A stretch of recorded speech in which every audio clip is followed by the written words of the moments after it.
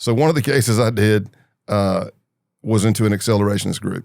So I go into great detail in the book, but it's like, if you ask the average person in America, what do you think a white supremacist is? A lot of them, they may know neo-Nazi. They may know like a skinhead, or they're going to say like KKK, Ku Klux Klan, hoods and robes and stuff. That's not what this is. These are accelerationists, and they don't believe that there's a political solution to save the white race. They believe that society is going to collapse either on its own or from man-made events, and they want to speed that up. They want to speed it up through guerrilla warfare tactics, like just small hits. Just picture like power grid goes down over here, water systems poisoned over here, train derailed over here, anything to create chaos. Got it. I'm not saying it's the best game plan in the world, and it may be hard to wrap your mind around, but they came onto our radar from being online and recruiting.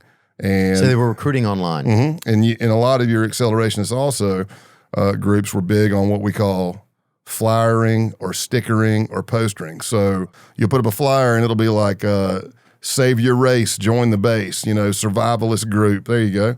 And see that QR code? So you'd scan that QR code and it takes you right to BitChute, and there's a recruitment video right there. And that's my picture right there. I mean, those are Bibles being burnt right there in that fire. They are? Yeah, if you blow it up, you'll see Holy Bible on that picture. You can dim it down.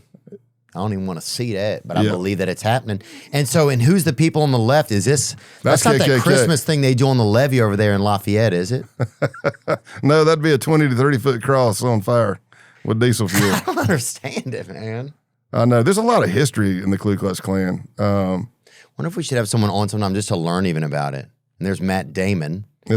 Obviously, he was involved. Sorry, Matt. That's clean cut. That's clean cut Scott Payne. Is it really? That's a Polaroid picture, yeah. Bro, oh my God, I just realized. Yeah, that's not. Bro. Dang, I do look like Matt Damon right there. Bro, you look like Matt Damon right now. No way. I'm not even joking. People must tell you this all the time. No, I used to get confused for Toby Keith all the time. No, B. Keith, dude. You look like Matt Damon. Dude, that's crazy, it's getting in there. Bro. That picture does actually look like Matt Damon. I didn't ever realize that. Matt Damon's going to play you in your life story one day. That'd be pretty wild. Pretty good. Okay, so you're infiltrated. So you get into this group with the base, and how do things escalate, and what are you learning once you get in? And you were telling me that before I interrupted you. Go on. So I'm going in to where they're posting because they're trying to recruit. And it would be like, if you're interested, contact us at the base_1@protonmail.com. Got it. Again, Proton Mail, thinking that it's fully encrypted. I think that was based out of Russia. I'm not sure. I can't remember right now. But so I start liking some of their stuff. They start responding back, and then I start emailing. So I go through like a week to a week and a half of emailed questions. Pretty thorough. What can you bring to the table, this, that, and the other? And then I'm instructed my height, weight, ethnicity, all that stuff. And then it says, if you want to read that, Geneva, Switzerland. All right, Proton Mail's in Switzerland. Okay, go on. All right. Thank you. So then I'm instructed to download the Wire app. It's called Wire. It operates a lot like WhatsApp. Okay. So I'm told to download it, reach out, and then on a Friday afternoon in July of 2019, I did like an hour and 15-minute panel interview. I couldn't see them, but I could hear like 4 to 5 voices. Really? And were you guys standing on two sides of a fence or something, or what was going on? No, it was just on the app. Oh, it was online. Yeah, so I'm just listening to them, and they're asking questions, and like I said, I don't know if they're going to tell me to cut my phone on, show myself, and so I was in a club. I'm picturing some damn home improvement type shit where you're standing over the fence or whatever. I jumped in my truck and drove to an abandoned parking lot, and I was making sure I had anything. I cleaned it, make sure there's nothing in there that says Scott Payne or anything like that. They could see anything to know where you're at. Just an old truck, So I did that interview, and there was a lot of stuff because the accelerationists. Their Bible is basically a book called Siege. That book Siege was written by James Mason. He's a longtime white supremacist. He created Adam Waffen, another accelerationist group. But it's essentially a bunch of interviews. But he idolizes there's a lot of Satanism in there. He idolizes Charles Manson, things like that. Okay. But there's a lot of that. For instance. Accelerationists, let me say this. So accelerationists, you've seen the white supremacists that are out on the streets with picket signs and yelling during pride rallies or whatever. That's not an accelerationist. Yeah. Per the siege method, number one, that makes you a target. Number two, lets everybody know who you are. Got it. Number three, it does nothing for the cause, is what they're saying. So we're going to do those guerrilla warfare hits. Okay. That kind of thing. Bring that up again, Siege. I just want to see that real quick and cite it. Siege. Siege, the collective writings of James Mason, an anthology of essays by the neo-Nazi James Mason. After growing disillusioned with the mass movement approach of neo-Nazi movements, Mason began advocating for white revolution through terrorism. Bam. Though the book was reviewed in several periodicals upon its release and was praised and distributed by the influential white supremacist Tom Metzger, most neo-Nazis at the time either ignored or criticized the book. In the 2010s, the book found a new audience among online younger neo-Nazis due to the book's republication by the neo-fascist forum Iron March. Mm-hmm. In addition to its promotion of neo-Nazism, it lionizes serial killers, mass murderers, and Charles Manson. Siege advocates neo-Nazi lone wolf terrorism. Yep. Understood. So let me go off of that. Okay. So the base, I'll do that interview. They asked me all kinds of stuff. I answered best I can. Again, tennis, right? I don't know what they're throwing at me. I'm just got to be ready, right? And then he tells me, I could tell who the leader is on there because it's the deeper voice, but it was Ronaldo Nazzaro. After they've explained to me what accelerationist is, what the base believes, siege culture, they gave me a 24-hour rest period. And they said, because now I know what they're about, I can decide whether I really want to be a part of it, and they can talk about whether they want me to be a part of it. Got it. And true to the word, 24 hours later on the Saturday, I got hit, ping, something to the effect of, we'd like to have you in the organization. And I said, I'd be honored. So they tell me, they go, where are you at? I said, East Tennessee. And they said, well, the closest cell, C-E-L-L, because I know I got a country accent, C-E-L-L, the closest cell to me was in North Georgia. And then I was contacted by the cell leader. But to parlay off of what that said, terrorism, siege. He said, forget all this grandstanding, go more terrorism, lone wolf attacks. So a lot of people don't know this. Al-Qaeda, translated to English, is the base. Al-Qaeda's MO was 3 to 5 man cells all over the world training for D-Day, waiting for the phone call.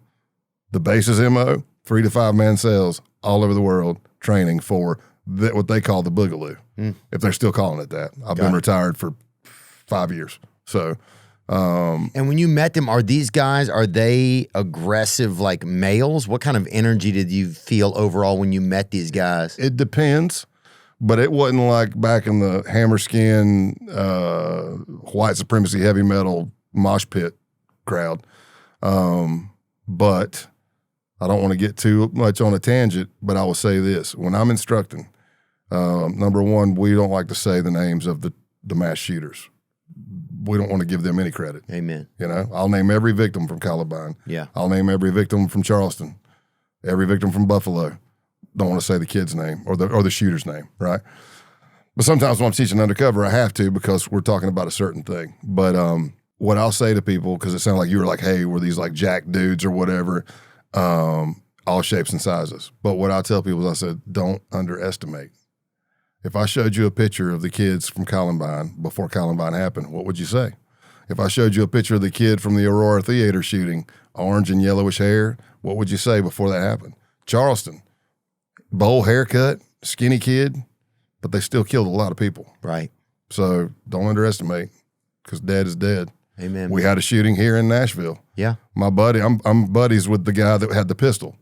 The two shooters, I met him through some other trainings, and I just seen him like within a month of that shooting. And just don't underestimate.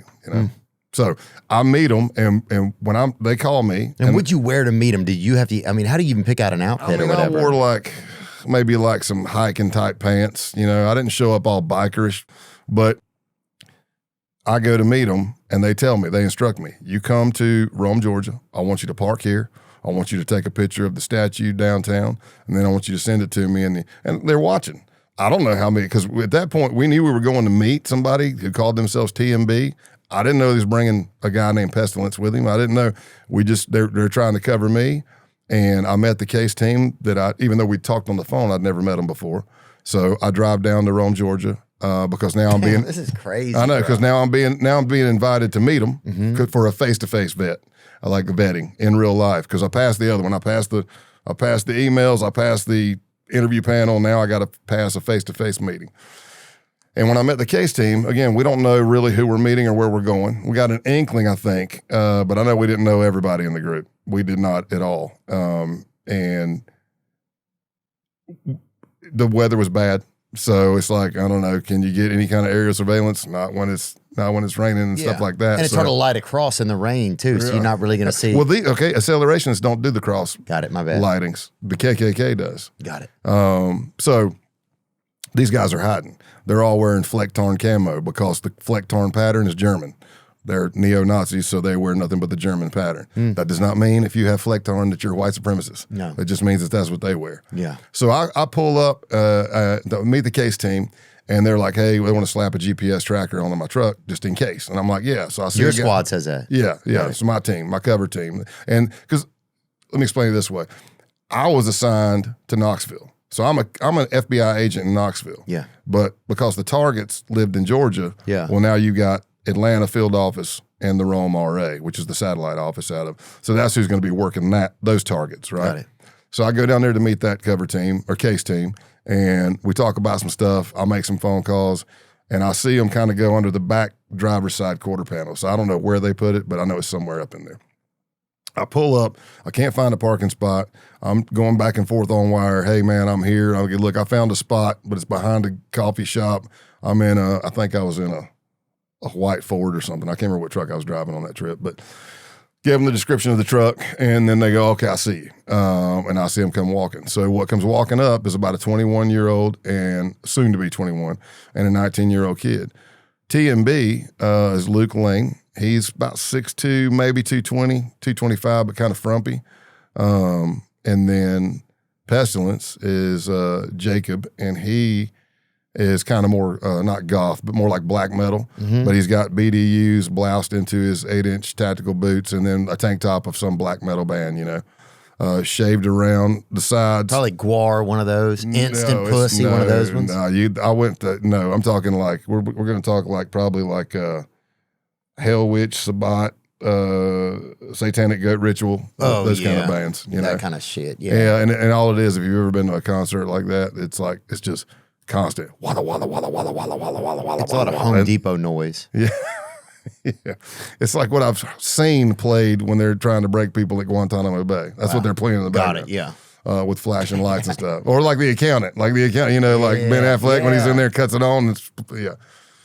So they come walking up, and, it's the first meet. So clearly I'm clean because I don't know what they're going to, if they're doing their wherewithal, they're going to check me, right? How many times in your head do you go over, okay, is there nothing, am I missing anything? Like, that would have to be a lot. And I'll self-check. I may even have somebody check me. For sure. I may clean my truck, but hey, search my truck. Is there anything on here that would let you know anything search about my truck. Me? Yeah. What if you just got dry cleaning and your tag's in there, Oh, yeah. Or prescription medicine, and it's in your real name, So they're walking up there. You guys are behind the coffee shop. Yep. And he comes up and he says, I'm like, hey, I came in as White Warrior 88. I'm like, hey, I'm White Warrior. He's like, I'm TMB. It's Pestilence. I mean, cool.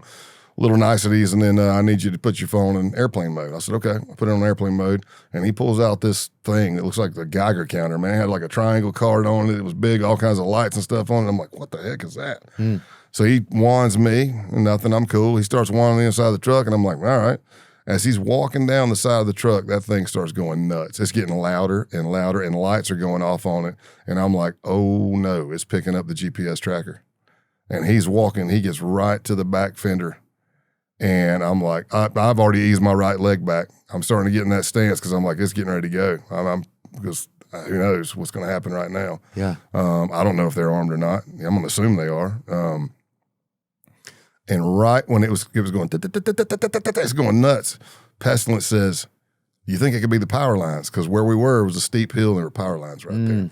So he walks over, and that thing goes nuts. What I found out is that thing picks up, it's a $500 piece of equipment in 2019.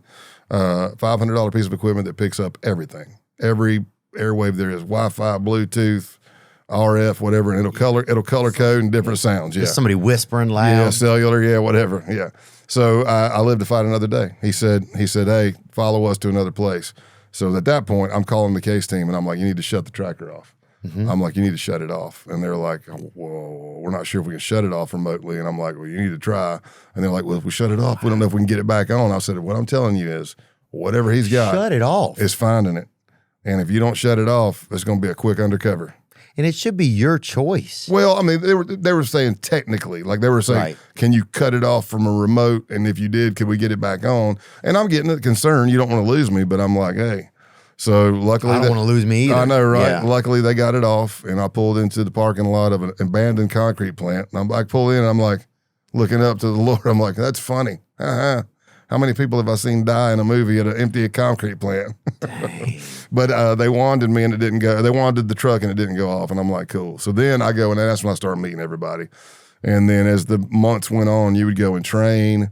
Would you ever play ball together or anything? Or would you guys do any all social shooting. excursions, field trips, or anything like that? All shooting, all training. Really? Yeah, because Luke's dad had a 100-acre property in Rome, Georgia. Got it. And that's where we did a lot of our training. That cell and the Maryland cell would come down and train. And then at one point, we started finding all kinds of things like, you talked about sacrifice. That's what gets me into it. So I'll speed up to that. During the case, you start identifying more and more people. And those people, are some of them are outside of the United States. So our World Working Partners are opening cases on them. Some of them are in all kinds of states in the U.S., but as I explained before, that means that maybe Seattle FBI is opening a case on the person that's in their AOR. Maybe Detroit's opening cases. Georgia's opening multiple cases. Alabama's opening a case. It just goes because at any given time there was a good 50-something people in the base, but the base was more like an umbrella group because every member that I knew that was in the base, they were also a part of another white supremacy group, whether it be Adam Waffen or Green Brigade or oh man, was it Sonnen? I can't remember the name of it right now. But so you were a member of another group as well. But we did training. And that first weekend, and remember, I'm a firearms instructor certified at the FBI. I was the lead tactical instructor for my division. And a 19-year-old kid led carbine and it led shooting and tactics. He led the training, and it was good. It wasn't bad. And I'm thinking, man, how did you learn? You didn't run the military. You're too young to be in and out to learn this. He said, no, I think it was mainly gaming. And then his dad took him to a range, but he worked on it, and I was glad that they were safe with their weapons because I didn't know what their shooting was. I was standing back when we started. I was glad that they were good and safe, but I was also scared because if they were planning on doing something bad, they were pretty good. Oh, I'd be spooked, man. I guess I had passed the benchmark of trust because that Saturday night, after everybody's going to bed, it's me, Pestilence, and TMB. And I kind of asked him a question. I go, a while back, of course, I know what I'm asking about because we're trying to figure out what it is, but I was a recording that I'd gotten of the case teams and myself, we were trying to figure out what they meant. And I kind of circled back on that, and I said, what were we talking about there? And they kind of whisper, and I hear Pestilence say, yeah, I think we can trust him. So, hey, phone in airplane mode, cool. And we start talking, and they start telling me about that they're talking about wanting to do bigger things. They didn't necessarily say we were going to kill people yet, but it definitely enough to lead us to believe that we need to stay in this longer because we got to figure out what they're talking about. Yeah. Right. So let's just fast forward. Because this was a fast-paced case. It was only 7 months long, but I'm telling you, it was like no sleep for 7 months, Yeah. And just running and gunning. So what I found out is the Georgia cell has identified a couple of counties over in Georgia that they believed were active members of Atlanta Antifa and anti-fascists, right? So they wanted to murder them. And so when you find out that somebody's getting ready to be like, we're like, man, what is it that they were supposed to do? And I'm like, Luke would never answer me on the phone. He would just giggle. And he goes, look, I'll tell you to your face. I'm just going to do it on the phone. I said, you know what? I'm cruising through there tomorrow. I wasn't, obviously. I'm like, I called the case team. You ready to go to Georgia tomorrow? Are you ready for me tomorrow? Yeah. So I go down, wake him up. I'm like, okay, I like to joke. I like to have fun. But when it's time to do business, I'm serious. I said, so what the F are we doing? Because he wouldn't tell me. They called us. They sent out a thing like, hey, training this. We're going on a camping trip, blah, blah, blah. It looked like he was talking about going out and putting up stickers, posters, flyers. But then he said, make sure you bring your weapons. And then we were all like, what does he mean? What could be going on? So when I met him that day, when I said, what the F are we doing? He says, essentially, we're going to whack some people. And I said, well, that's way different than putting up stickers. Yeah. And it's something I definitely would not want to drive my personal truck to. That's why I'm asking you, what are we doing? Do I need to bring something that doesn't come back to me kind of thing? Right, get a rental or whatever. Yeah, so he says, he starts laying it out, but now I'm thinking, because the case team's thinking this too, we got to slow this down. We got to slow this down, because if we wouldn't have found out, I would have been finding out at a camp on a Friday night. And how am I letting my cover team know that, Right. You know what I mean? So Yeah, you got to hurry. You can't. So I pointed out to him because you need some space for everybody to figure things out. So you got to slow it down. Yeah, Got it. Understood. So I'm like, I told him, I mean, sometimes the case doesn't allow for that. You got to take it down right then and there. For sure. But I pointed out to him how little planning he had put into this murder he's talking about, because the planning he drafted on putting up flyers was like insanely operational security. I'm like, what's the biggest? I'm just tired of waiting. And I said, look, I played a. And did he send you a JPEG of it, or what did he just draw it on something? No, he was just telling me. He was just so telling there's me. no drawing of it. Yeah, nothing. And, you got to at least damn draw it up. And that's what I told him. I was portraying a site survey specialist, and I said, dude, this is what I do. I said, I can go in and pull demographics, homes, schools, crime rates, everything. And I said, let me find out what's all at this house. I mean, have you even been by it? He said, no. So we start building that. I come in with fake plates. I say, hey, I just took these off of a car in Florida. Throw those on. We go by, we case the place. I'm not leading it. They're leading it, right? And meanwhile, Punished Snake has now gone back to the Maryland cell. He's up there with a guy that goes by Can't Go Back. Can't Go Back was the only one that I really knew in our proximity that actually had a job too. He was a truck driver, and he had a $6,000 thermal scope on the 6.5 Creedmoor. And they were talking about, now they're up there, they're plotting the kickoff of the Boogaloo, because there was going to be a Second Amendment Second Amendment rally for gun rights in Virginia in 2020, January of 2020. Damn. And they thought, okay, you're going to have Antifa, you're going to have 3%ers, militia types, anti-government types, you're going to have law enforcement. What if we start popping rounds into the crowd from our sniper rifles, and then nobody knows who's shooting each other, and they start shooting each other? No. What if that's the kickoff to the Boogaloo? I know it's not a lot of forethought or a lot of afterthought, but this is what you're dealing with, right? And I'll say this, that's a good plan Yeah. for what they're trying to do. Yeah. You know what Create I'm saying? chaos. It's like when you tap somebody on the shoulder over here and you're standing over here. Yeah, exactly. You know? Which, dude, Victor Wembanyama, you know who that is? Basketball guy? Oh, yeah, yeah. Tallest guy ever. Imagine if he does that to people all the time, where he would like tap somebody way over there. Yeah. And nobody knows. And he's 3 people over, dude. Yeah. Imagine in kindergarten or whatever.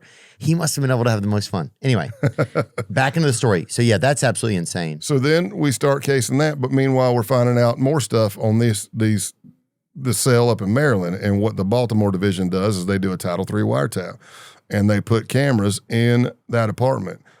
If what I thought they were talking about was crazy face to face, the stuff that they were sending me that they were saying in that apartment was just them two going. I'm like, holy crap. They're talking about breaking out the saints, and what they refer to as saints is your white supremacy mass shooters. The Charleston guy, the New Zealand guy, the Norway guy. I'm not saying their names on a purpose, right? But they actually have a scoreboard, and it says the scoreboard, and it's got the mass shooters, the white supremacists, 77-0. That's the Norway guy. I think it's 55-0 is New Zealand. You go all the way down Pittsburgh, 7-0, 9 for Charleston, and it says, when will you make the leaderboard? Wow. You know, these are the dark. saints. Yeah. So on the anniversary of those mass murders, they'll say Happy Saint. Right. Like Whatever. if it were me, it'd be Happy Saint Payne Day. You know. Right. And it's just crazy. So, but again, are you just talking trash or are you going to go do something? Right. So now we're diving down to the end of this case and we're on a time, we're trying to make sure everything gets together and I'm running nonstop. I go to Baltimore, I drive up and shoot all day with the Maryland crew, trying to tighten things up, make sure we got everything settled for that. Go down to the Georgia crew, have cased the place with everybody in the. I mean, you got guys saying like, "Hey, are there any kids?"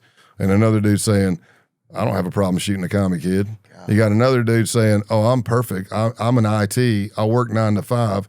I look like a normal citizen, but I've been wanting to do this for 2 years. Damn. Can I pop my cherry?" And I'm like, "Well, popping your cherry means something to me. What are you talking about?" Yeah. Oh, he actually wants to put a bullet in one of them's head. He doesn't want to just be standing guard. So for this Georgia crew, they had it down to where all 4 were going to go in. Yeah. One was going to post in the window. Mm-hmm. Me, and this is what I was instructed to do. Me and TMB were going to go down and murder the family and anything else. But if they want to put a bullet in too, we'll let them take a shot. And then Pestilence was going to set the house on fire and we were going to leave. And that was number one because they had already started forming a list of liberal journalists, anchors, and I'm like, I said, you're telling me that you want to start taking out people who are like popular. And they go, yeah. And I go, well, it's a good thing we got this family to start and get a little practice run. But so you're trying to keep them locked into this so that you guys can take action, right? And you're looking at overt acts. Okay, so what did you do? So if you want to come back and say, oh, we were just talking trash. No, you bought catch bags to put on ARs. So when you shoot, if you have to shoot, it catches the brass. You don't leave brass. Created a silencer for a gun. Other things like he told us the way it was going to work is we were going to go to a camp, leave all of our digital footprint, all media, all phones, everything there, go to a pay-by-the-hour motel, scrub all our loose skin off. We're going to put on BDUs or whatever. We're going to tape our pants to our boots, tape our gloves to our wrists. He was instructing. Even put Vaseline on your facial hair so you don't drop anything. And he'd even done enough research to where he had read that, this would be Luke, TMB, who was telling me this. He had read that for a lot of people, the first time they murder somebody, they lose control of their bowels. So he was suggesting we wear Depends. What do you mean, diapers? Yeah, diapers. Oh, my God. And I looked at him and I said, I'll be all right. I didn't say I killed anybody. I'm just saying I don't need a diaper. Wow. You know, I'm like, I'll be okay. Just letting them. Let it marinate.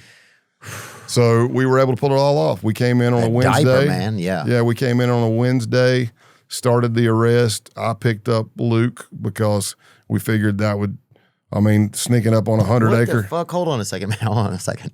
Yeah. This is going so fast, man. It's a long story, but it's going so, now it's at this crescendo where it's like, that's kind of, so what are you, like that day, do you like?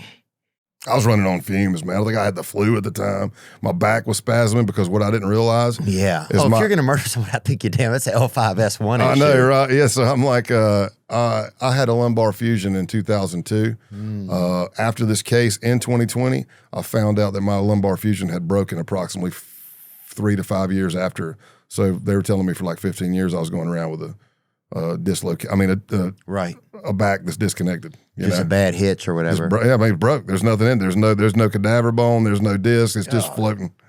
And the old floating spine trick. That sounds like. Yeah. So you would hear me on the recording, and they was like, "Was that you making that sound?" I said, "Yeah." And they go, "What happened?" I said, "My back jerked." You know, I'm walking. I go like that. You know, I'm like, brother, you barely keep it together. Okay, so let's get to the end of this story, just because we should. Yeah. You guys are driving over there. You're driving. Yeah, so I drive. And you know what y'all's plan is. You know what because for me personally, I was dealing with SWAT teams because they were going to let a SWAT team hit us. So I made sure that I go and meet them. They tell me what they're planning on, and as long as I'm okay and I don't disagree with safety stuff, being a SWAT guy myself, and I'm like, okay. I looked at it and I'm like, oh, these dudes are squared away. So I go and pick Luke up for lunch, but we've already laid out all this stuff to where I'm like, hey man, we're getting close to this thing. He's like, yeah. I said, I've been thinking the last thing we need to do is be riding around armed and get put on the radar that the cops stopped us. And he goes, that's a good idea. So when I picked him up that day, I said, hey, you're not packing, right? He goes, no, I left it inside. I said, me neither, man. So I'm getting the information, getting the intel that he's not carrying. Yeah. We pull around. I act like my truck has a problem. I pull over. I go. If that damn, because literally it did happen to my truck. The calipers froze. They locked and froze, and smoke was going everywhere. I said, if that damn caliper's locked again, and he's like, man. So I pull over and I get close to the fence to where he can't get out, and then I go around the back of the truck, act like I'm looking. Then another truck pulls up. Well, it's actually an FBI agent, but he pulls up and he goes, hey man, you need any help? And I look up and I came up with the whole ruse. We practiced it. And he says, hey, man, you need any help? And I look up and I go, holy shit, what are you doing here?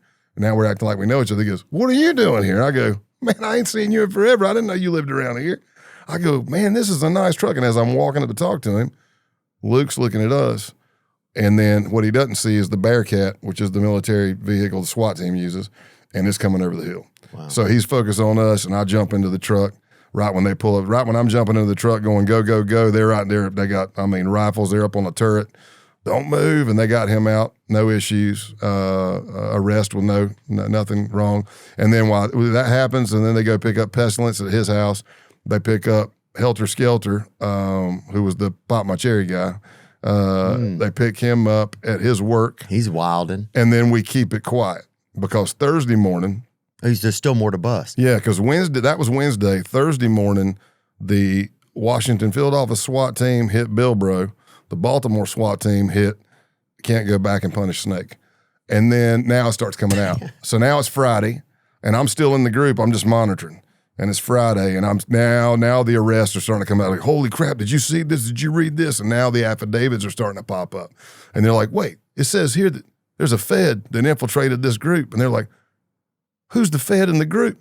And everybody's like, has anybody heard from Pale Horse? No. And it goes on and goes on. I'm just watching. I'm watching. Somewhere around 5 o'clock on Friday, Nazaro, Roman Wolf, a.k.a. Roman Wolf, comes on and goes, he says something to the effect of, I'm not sure we could have done anything to pick him up because he was one of our best members. And then, and I was like, oh, he knows it's me because he's going back. And I'm sure he keeps recordings of all the interviews he's done and stuff, or at least say, on this date I did this. Yeah. And they figured it out. And I was like, oh, he's got me.